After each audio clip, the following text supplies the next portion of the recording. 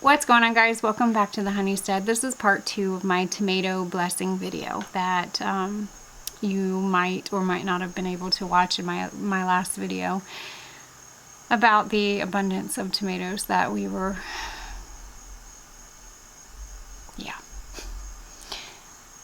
completely blessed with. That video came out today, so I'm still very, it's still very fresh, and it's still very, I'm feeling it. You know, there's always a little bit of hesitancy on sharing so openly on certain things that hurt. But you know, I've truly come to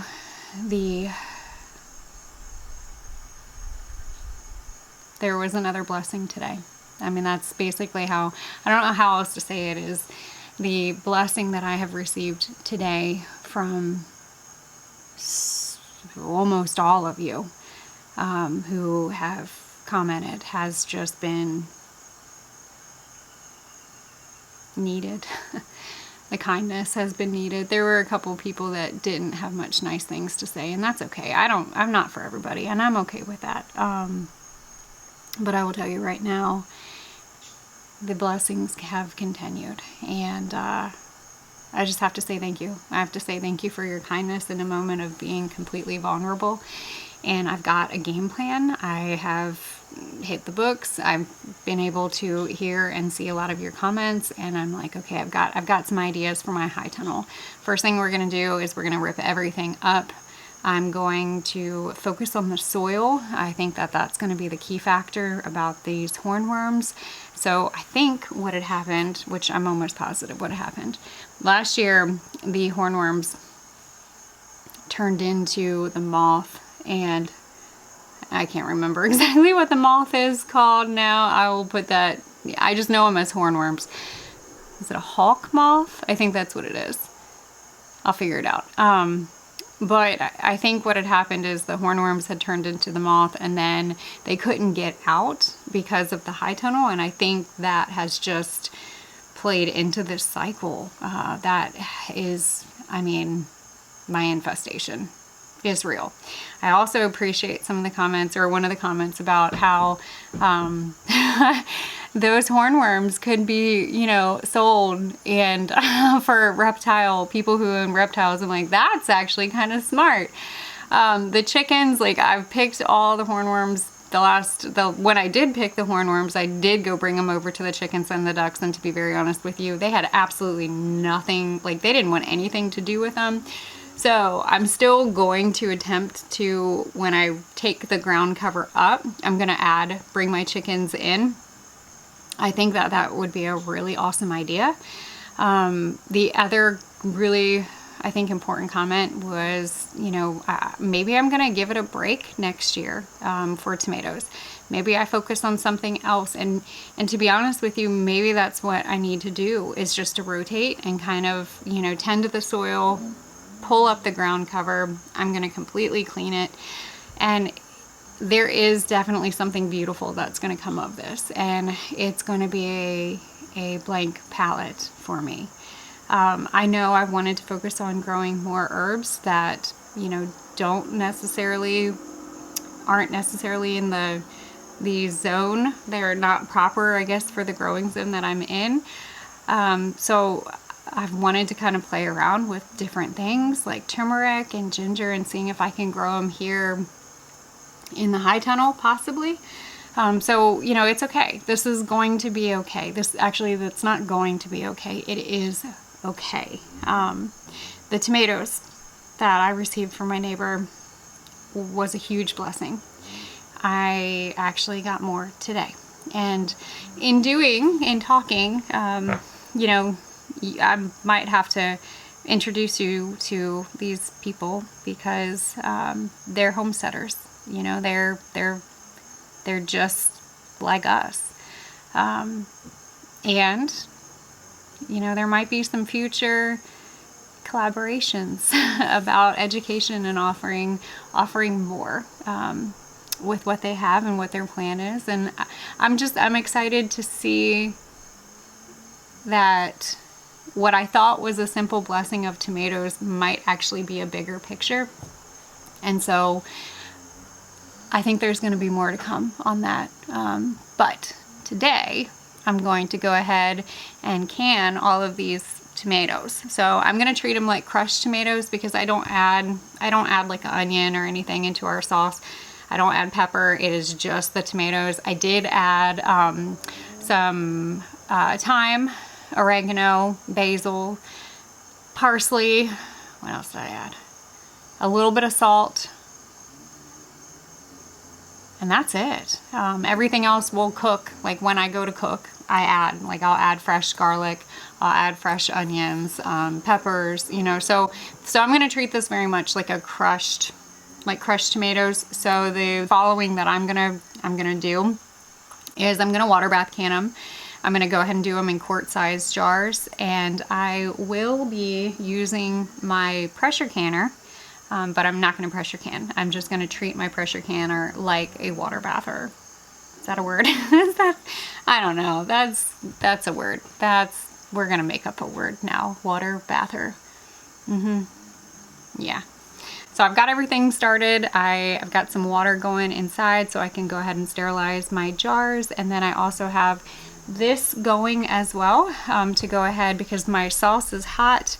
So that means my jars are hot, and that means my water is hot. I did learn that. Don't ask how. Yeah. To each quart-sized jar, I'm gonna go ahead and add 2 tablespoons of lemon juice before I start filling it with my sauce.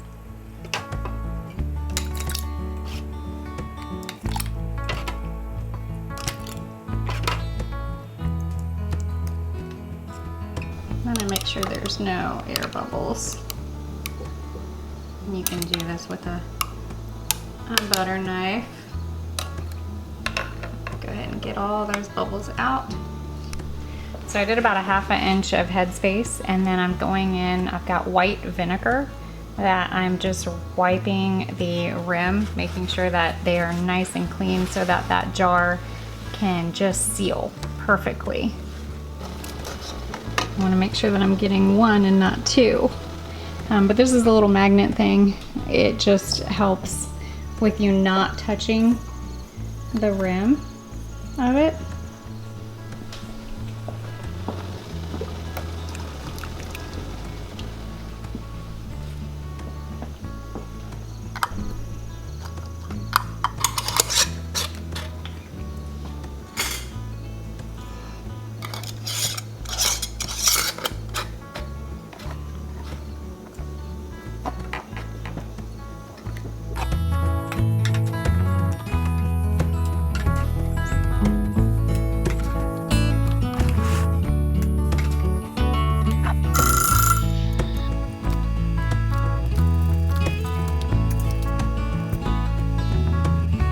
You guys are not gonna believe this. So it's been 2 days since I canned all of our sauce and salsa that I have here on the table. I still have a little bit of salsa that is stored in the refrigerator that I'm gonna go ahead and can that. I just ran out of time that night.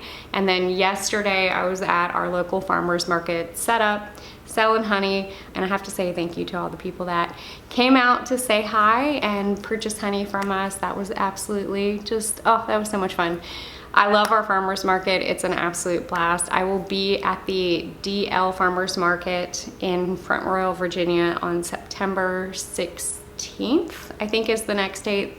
I gotta look, I think that's the Saturday. I try to do an announcement and let everybody know, so if anybody is in our area or if you're local to us and you wanna come out and actually buy honey, that's where we'll be. And there's a lot of other amazing vendors out there as well. So definitely come out, say hi, support our local people. And then, yeah, so yesterday I didn't touch anything, but I did stay up a little bit later the night that I took all of my jars out of my water bath canner. I gotta go ahead and write the dates, what's in them, and then I'll store them downstairs in our basement at some point.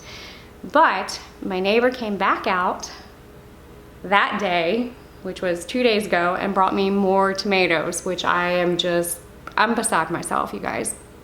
So today I went ahead and did the same thing. I cut the eggs, blanched them, peeled them, cored them, and now they're all in the roasting pan as well. I'm debating on if I'm just gonna leave them as half tomatoes or cut up tomatoes. We add a lot of tomatoes into our dishes going into fall and winter, so I'm kind of excited to have more tomatoes.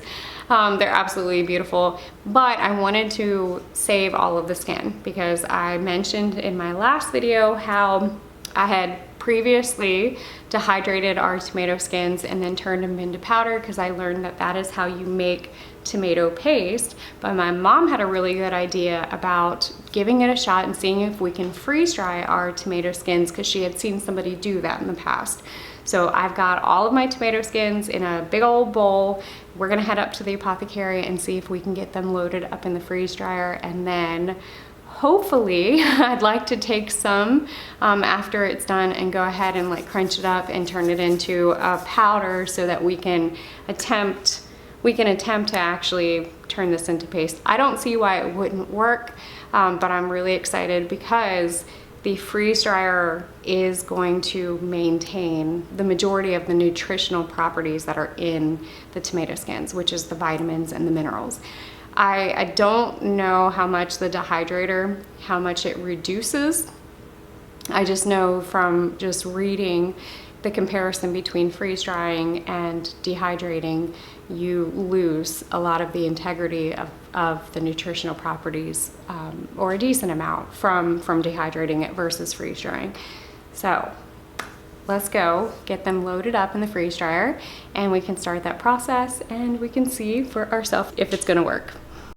Now, if anyone is interested in purchasing their own Harvest Right freeze dryer, I do have an affiliate link and I will put that link down below into the description. It lets Harvest Right know that we're doing a really good job teaching everyone all the fun things that you can freeze dry. We do a lot of herbs, we do a lot of food, we do a lot of savings on leftovers, and now today I am going to be showing you how to make tomato paste with the freeze dried tomato skins.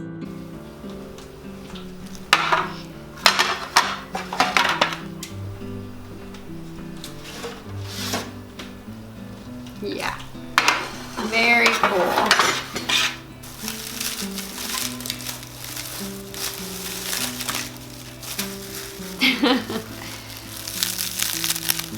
So we're gonna try to powder it while I'm up here. It's gonna save me a step. And then also, I'm just curious if I should be able to fit them all in the jar. So, let's see if this works.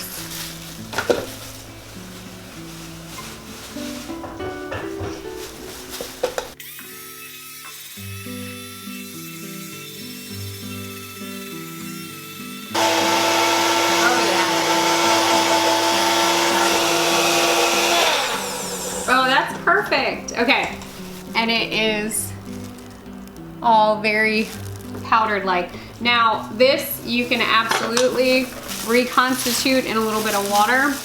That is what I'm gonna try to do. I'm gonna see how thick, just a little bit, because I don't wanna waste it.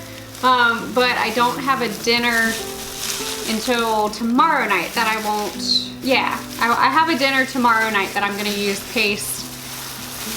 So, but I do wanna go ahead and reconstitute some with you guys now. So that I'm not leaving you hanging. But that was super, yes, super easy.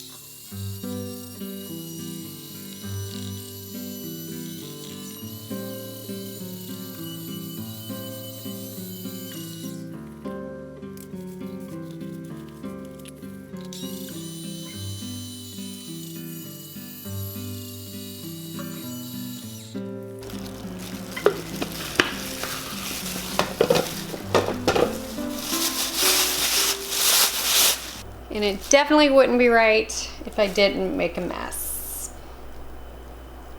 And I did use a plate, but I still made a mess.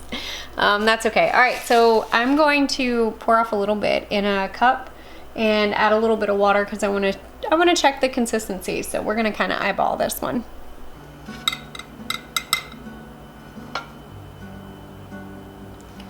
So now I'm just gonna add a little bit of water.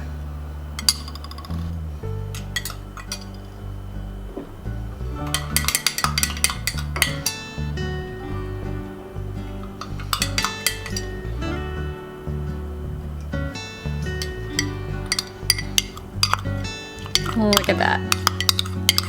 That is going to be a perfect paste for any dish that we are gonna need some tomato paste. And I feel horrible that it's going to waste, but I'm not gonna let it, because I think I'm just gonna take a spoonful and I'm gonna probably just eat it, because it is a great source of vitamins and minerals. So why not?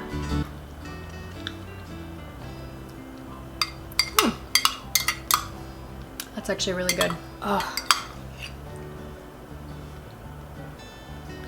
You could literally make, I don't have any, obviously there's like no salt in this at all, but this would be really good with freeze-dried basil added together